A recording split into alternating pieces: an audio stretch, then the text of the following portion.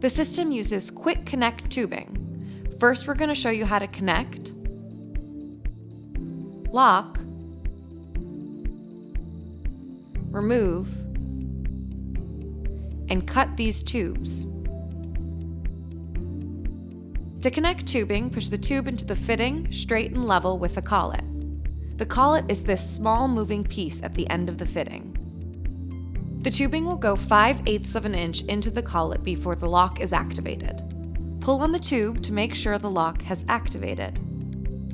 Once the tubing is locked, use a locking clip to secure the connection by sliding the open end of the clip between the collet and fitting. To remove a tube, first remove the locking clip.